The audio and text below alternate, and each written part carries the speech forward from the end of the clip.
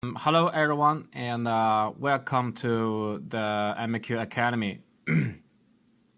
Let's spend some time together to share the knowledge with each other and have a good give and share cycle. So I hope everyone is safe at home, and and I hope the situation gets better very soon. And the MAQ Academy has been divided into 3 sections. The first section was given on 21st of April, 1 week ago, talking about the introduction to the vibrations in the machining industry.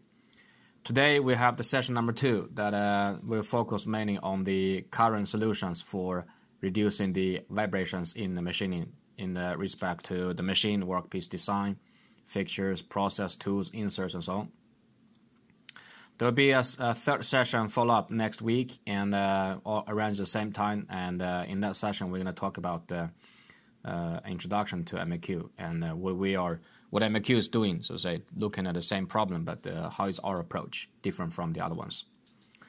My name is Shilin, and I take the CDO position in MAQ, one of the founders in this company. And you can also find my email address or phone number if you want to have any questions to discuss and so on. The same slide as previous time. I mean, a short introduction to myself. I've been doing the research in the same area for more than 10 years and published more than 7 journal articles in this domain. And even today, I'm still serving as a reviewer for some of the international journals for machine tool industry. I've registered more than 7 patents in the same area, mainly focused on the technique or methods to reduce the vibrations in machining processes. The last session we have been talking about the introduction of the vibration problems in machining, and we have mentioned about that the vibration phenomenon by itself is naturally occurring phenomenon. It is caused by the metal shearing process when you shear off a metal piece and you produce the chips. This metal shearing process creates the acoustic wave that gets transmitted back and forth in the machine tool structure. So that's how it gets excited. We've been also talking about using the single degree of freedom to model the cutting tools we have seen often in our life. So we, in order to find out what is the natural frequency, also the frequency where the tool gets very easy to be excited with a very little force, we used a spring and a mass system to simplify the physics inside, and with that we are able to find out the natural frequency or the frequency that the system gets easily to be excited. This is quite important to remember because we are talking about vibrations, and then it is important for us to talk about the frequency, because this is one of the key parameter when we talk about the problems we are facing today. We have also looked at a brief review of the chatter issue. So what creates the chatter, and we have said that it's a self-excited problem, and it is related to the feedback loop between the cutting process and the machine tool structure. So we have talked about that. If you change the RPM of the workpiece, and then what we see is that all of a sudden we have been transiting between the cases where in some cases we have, in some of the spindle speed we have the constant chip load, that means a constant cutting force, and some of the spindle speed that we have a varying cutting force where it changes from 0 to the maximum at the natural frequency of the cutting tool that excites more vibrations. So it is rather a interaction between the machining process, also the selection of the machining parameter, and the behavior of the cutting tool structures. So we have also been briefing about the forced vibrations, and we talked about the difference in turning and also milling. In milling, it's a bit more complex because we have not only chatter that we look at, but we also look at the forced excitation. So that is caused by the engagement and the disengagement of the cut insert to get engaged with workpiece, and there we have a frequency that excites the system, the machine tool system.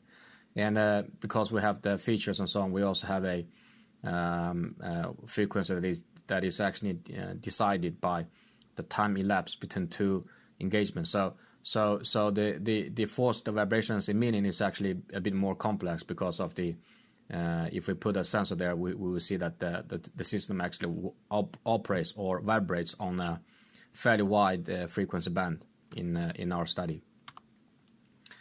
Since we're going to talk about how to reduce the vibrations or the current technology in the field, we'll look at the same feedback loop system, and we'll look at the elastic structure and the cutting process. Also, in this feedback loop system, the closed loop, there are two perspectives that we can work with.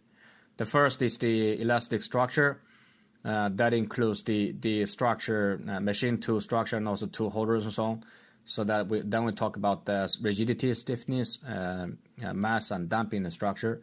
Or we can work with the cutting process parameters like the selection of the speed, feed, and so on. So and also the selection of the insert has an impact on the cutting process. And with those two perspectives, well, then we are able to suppress the feedback loop, so say to make sure that the feedback loop gets somehow stabilized because we work with these parameters. But these are the two main categories that we can work with.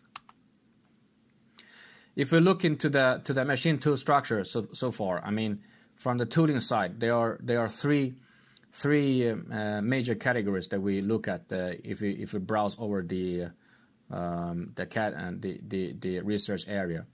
So the first method is to change the mass. I mean, in this case, changing the mass means that you add or remove the mass on a tool structure to change the frequency.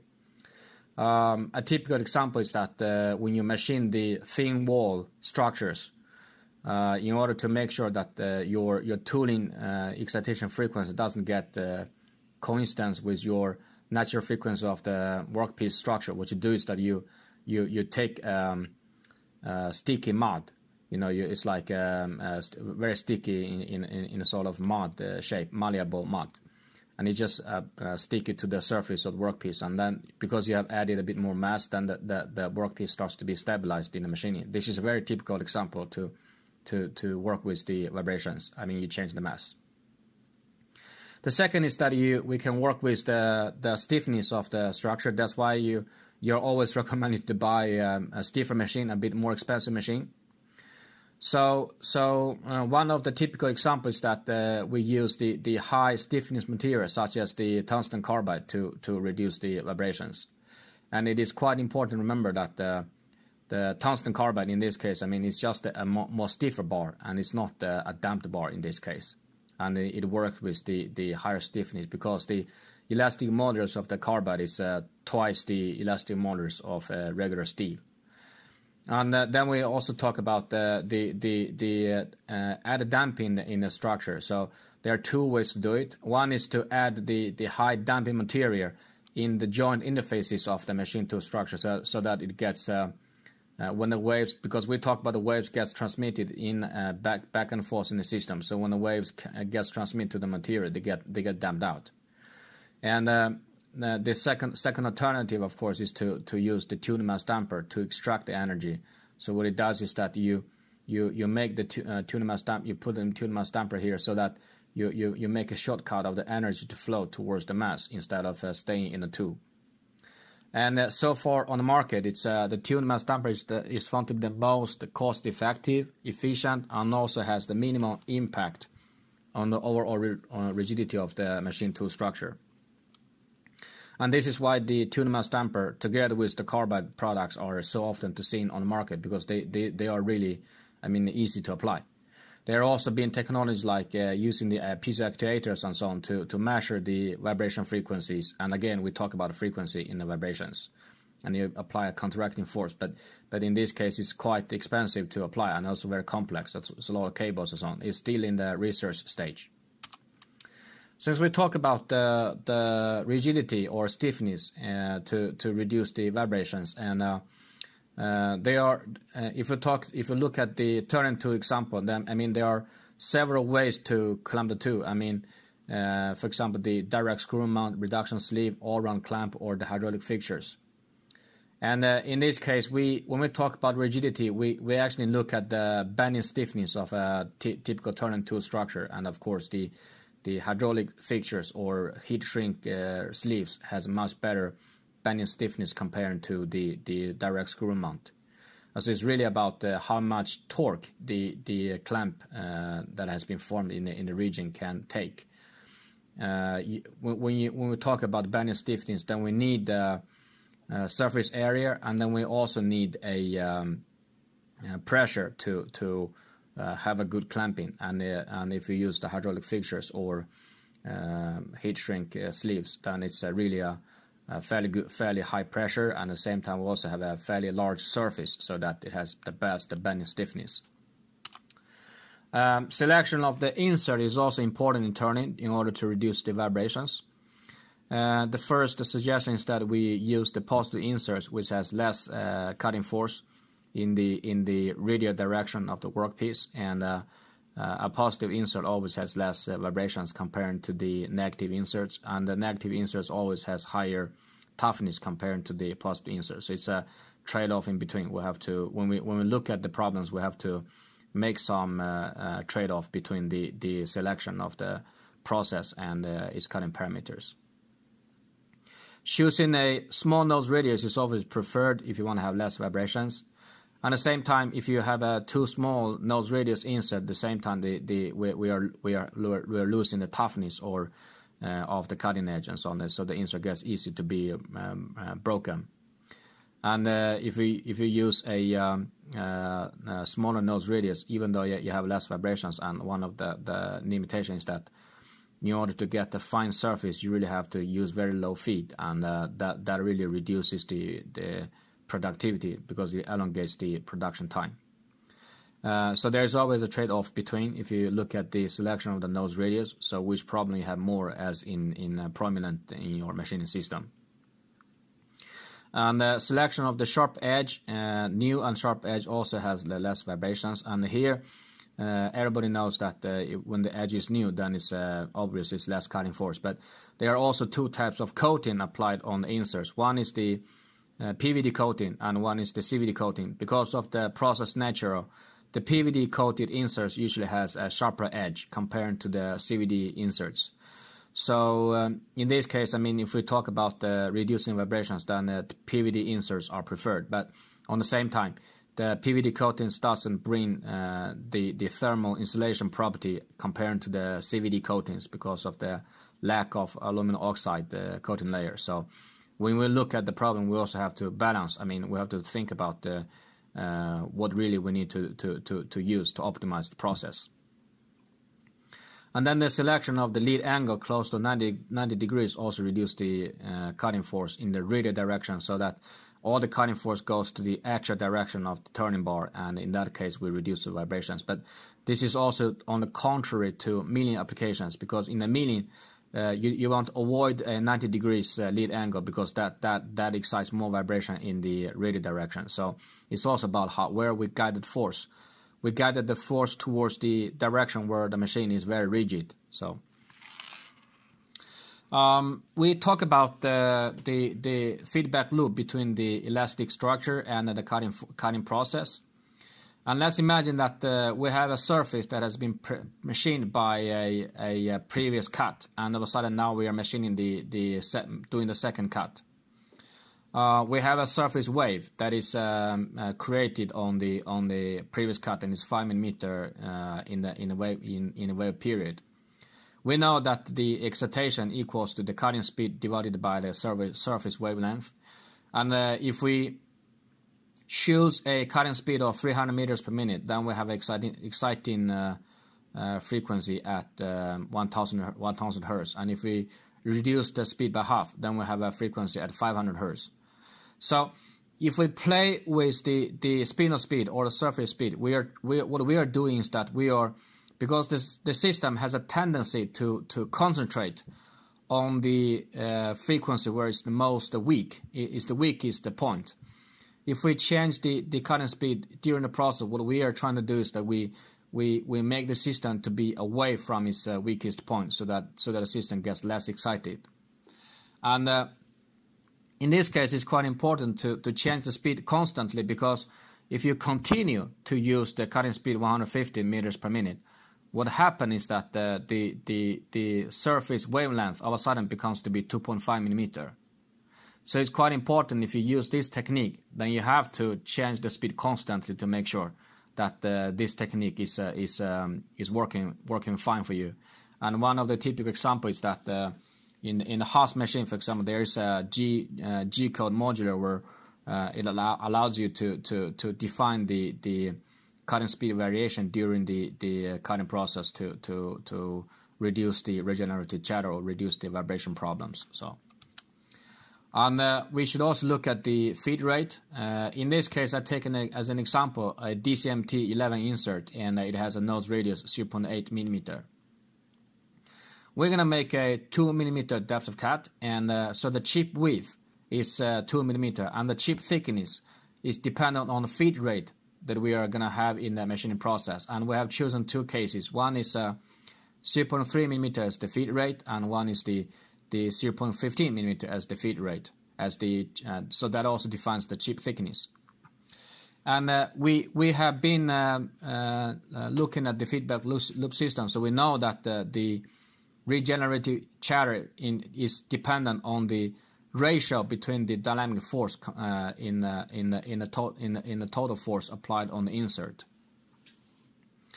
And in this case, we look at a case where the cutting speed is 300 meters per minute, and if we make the calculation, we see that let's assume that the vibration speed of the insert is 30 meters per minute. I mean the maximum speed. And we can model the insert as mass hand by spring. And what the feed rate does is that if we have a higher feed rate, the static cutting force is a bit higher. So you have a higher force to counteract the movement or vibration motion of the insert, so that it gets easy to be stabilized. And if you reduce the feed rate, what happens is that the static force gets reduced, and then all of a sudden you don't have much of a counteracting force, so that the vibration becomes more and more over the time, so it develops a bit faster. And I've taken as an example of the testing result we have got for one of our product in MAQ.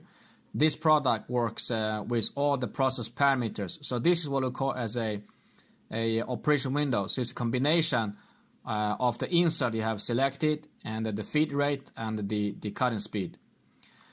Within the window, then the tool works very well, and if you're outside the window, then the tool starts to have problems. So in this case, I take it as an example. It doesn't mean that the operation window actually, I mean, it limits the speed down to 150. But anyhow, what we have seen in the test is that if we increase the L/D ratio, the operation window actually shrinks in size, because the free selection of parameters gets less and less. And what the impact that comes is that when you increase the L/D ratio, the allowed minimum feed rate increases. So if you are working with 10 times the diameter application, then you can work very well with 0.05 millimeter per revolution. But if you increase the L/D ratio up to 12, then it only works at 0.125 millimeter per revolution as the feed.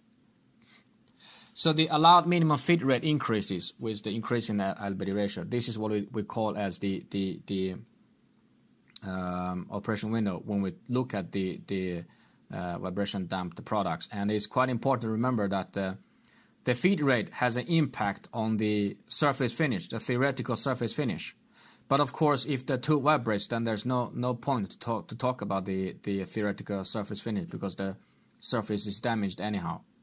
And in this case, the maximum limit of the feed rate we have tested in this case is limited by the insert we have selected. But it does not mean that we can freely increase the feed rate, because we have to remember that there's a feedback loop system. So increase the feed rate may stabilize the cutting process, but there is always a limit for the maximum feed rate that it can do because of the feedback loop system we are looking at. So there's a lower limit of the feed rate, and there's also a higher limit for the feed rate if you talk about the operation windows. And there are also technology that has been quite often observed on the market, that is the pitch variation and the helix variation of the milling cutters. In this case, we take the milling cutter that use the cutting inserts, and if you have an equal pitch that is 90 degrees apart from each insert, and you have 4 cutting edge on the milling cutter, and if you have a varying pitch, then you see that the pitch angle between each of the insert it's divided in or not the same compared to each other. So let's imagine that we have this milling cutter goes for milling application, and we have a feed direction to the workpiece. We have been talking about the pitch angle, and we also been talking about the phase lag between the previous cut, that is the surface wave that has been formed, and the current cut. So there are 2 scenarios when we change the pitch angle, because if the spindle speed is fixed. The scenario A is that when we were in a scenario where it's the worst condition, so the dynamic force gets louder and louder, and all of a sudden, because we have changed the pitch angle, then all of a sudden the cutting force becomes to be constant because we have changed the phase lag in between. But there are also scenario B where it was okay. I mean, it was perfectly fine. We have to correct the spindle speed, and all of a sudden now, because we changed the pitch angle, then all of a sudden now we end up in a worse scenario where the cutting force goes from 0 to the maximum periodically. So what is the impact of the varying pitch or helix? Because if you look at the commercials, I mean, everyone says that varying pitch or helix, then it reduces the vibrations. It does not really have an impact on the chatter. I mean, the pitch variation does not really help the chatter issue that we're looking at in the machining process. What it does is that it actually we refer to the excitation frequency we talked about just 1 moment ago, and it's time elapse between the 2 tooth engagements. And what it does is that you make sure that your excitation frequency gets a bit wider spread. So you reduce a bit of the forced vibration problem in the machining process, and it does not really help chatter at all. So, and there have also been technology talking about using the serrated profile on a cutter, so a serrated milling cutter, for example. And in this case, we have taken a milling cutter that goes to a slotting process in the workpiece, and this milling cutter has 4 cutting edge. 1, 2, 3, and 4, and the profile on the milling cutter in this case, they are not straight, and they have a phase lag in between. There is a misalignment of the cutting edge profile between each of the insert. And if we look at the 4 insert that gets 1 by 1 engaged with workpiece, and we look at the cutting profile for each of the edge during the feed. What we can see, for example, if we focus on the number 3 insert, the 2 blue lines, and the dashed blue area represents the chip removal from the cutting insert. What we can see is that the 2 consequent cutting profile, they don't overlap anymore. Since we are talking about the regenerative effect, that is the previous wave affects the current machining. Then all of a sudden we realized that those 2 waves are now separated from each other because they were interrupted. So in this case, we were able to break the regenerative feedback loop in this case and reduce the chatter. And one of the examples is the eScar product, shred milling products, and we started from their source. And the outcome is that, of course, then all of a sudden all the chips becomes to be a bit smaller, and it reduces the vibrations. One of I mean, it's a small drawback, of course, is that because you have the serrated profile on the cutting edge, then all of a sudden the surface finish, I mean, you have the serrated profile as well left over on the milled shooter, and it is not as smooth compared to if you have a straight cutter profile. But of course, in this case, it's really a balance between the productivity and the surface finish that you want to get. So they have also been talking very much more about the constant chip load.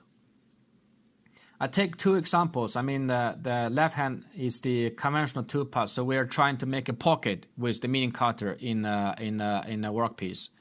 So depending on the position of the milling cutter in the tool path, in some areas the chip load that the cutter is trying to remove, it's constant small. But once it goes to the corners and so on, then all of a sudden we realize that the chip load all of a sudden becomes to be 3 times the chip load that it was used to be. So when it comes to the corner areas and so on, then all of a sudden we realize that, oh, now the cutting force gets 3 times more, and the system starts to vibrate. So this is because typically in those regions the chip load on the cutting edges are over the limit where the system can be stable, and the constant chip load machining becomes to be a regular machining strategy for many of the CAM software, such as the MasterCam, Autodesk, and so on. And what you do is that you program the tool path to make sure that the chip load on the cutting edge is always constant or under control. So to say, it doesn't matter where you are in the machining when you're machining the profile on the workpiece. So it is quite effective in terms of reducing the vibrations. But of course, then all of a sudden you also have to reduce, compromise a little bit with the productivity in this case. But you gain a bit more if you have no vibrations in the machining process. And we have also been talking about the mass damper used on the cutting tools. And what it does is that we apply a mass freehand on a workpiece to extract the energy from the cutting process, so the vibration acoustic waves from the cutting process towards the mass. And the theory goes, it is rather to transfer the vibration energy from the source to the mass, thereby stabilizing the moving object or the cutting tool in this case. And if I make an animation in this case, what we can see is that because we have imagine this moving object is the cutting tool we are working with, and when you apply a force externally, what it does is that the mass damper makes a sort of a shortcut of the energy, so that the energy flows, short circuit of the energy, so the energy flows directly to the mass damper instead of remaining on the moving object. So this is what the mass damper does. And when we work with mass damper, it's quite important to match the mass damper frequency to the frequency of the moving object or the excitation force. So the mass damper frequency, we have been looking at the single degree of freedom, and it is decided by the suspension stiffness and the free hanging mass. And when we do the tuning for mass dampers, we actually tune the stiffness, because we cannot tune the mass. I mean, once the mass is there, then it doesn't change, right? What we do is that we tune the stiffness of the free hanging mass. The mass dampers are not new for the market. I mean, if you look at the first generation, was released on 1936 on cutting tools. And this was actually before the human beings were able to explain what is the tool chatter, so to say. And we already find out if we put a mass there, then it starts to reduce the vibrations. And it was almost the same in a time when the fiber discs becomes to be commercially available for the clutches on the vehicles and so on. So what we do is that we apply a compression force on the fiber disc to change the frequency, to change the stiffness and change the damping to support the mass, so that we make a tuning. The second generation came out in somewhere around 1964, and it was almost the same period where rubber becomes to be a commercially available material. So what we do is that we I need some water. So what we do is that we use a screw to compress the rubber rings, and change the compression ratio of the rubber bands to change the cross section to make the tuning. And we have the third generation that is coming out on 1970s. And what we did is that we moved this the screw outside to the body to change the compression, so that you're able to make the tuning after the tool has been set up in the machine tool structure. A typical example is the tunable bar from Kalamata, for example, on the market. And then we also have the fourth generation came out in the 1990s, and where we started to introduce the viscous fluid in the system to enhance a little bit of the vibration damping for the mass. Here comes an example where a guy was using a hammer to knock on a bar, and on the body of the bar there are a few screws that you are able to change the compression ratio of the rubber rings to make the fine tuning of the frequency. And of course, when you do this kind of things, you have to have the technology, or you have to have the knowledge to do such kind of measurements and so on, to make sure you have the correct tuning. So recommendations for the best practice when you work with the vibration issues in machining. First of all, if you're able to apply the speed variation, I mean, if the spindle allows you to do ramping up and down, I mean, if it doesn't break the warranty of the spindles, it is recommended that you do the speed variation to reduce a little bit of this regenerative chatter problem, the regenerative feedback loop. Control the feed rate. If the surface finish allows you to do that, variation of the feed rate may have an impact to reduce the vibrations. Control the chip load, and don't exceed the limit where the system becomes to be unstable. So control the chip load on the cutting tool. Look at the angle of the cutting force, and always direct the cutting force towards the direction where the machine tool is most rigid. Usually it's in the axial direction, so to say, because then it's more compression stress, which is the system usually has a much higher compression modulus compared to the bending. Good clamping method is always recommended, and if the budget allows, always recommend to use a good clamping method to reduce the vibrations, because it improves the rigidity. Varying pitch has limited impact on the regenerative chatter, but it helps to reduce the forced vibrations in many applications. Serrated cutting edge reduces chatter, but one of the issues that you sort of left over the surface profile because of the serrated cutting edge. It's a trade-off between. So, and always don't forget to use the damper bar if you have any of such kind of issues. And it is also it is also important to highlight that these methods or these practices, they can be combined with each other. So they are not contracting with each other. If you can apply all of them together in the same application if you want to reduce the vibrations in machining. So we're gonna enter the Q&A session, and just before that, we would like to highlight that the next session is scheduled on the 5th of May, and the same time as of today, and we're gonna talk about the introduction to MAQ and of this self-tuning mass damper technology, and what we do different comparing to the market, and what we are working with. So feel free to share the information with your peers and colleagues, and yeah, now let's enter the Q&A session.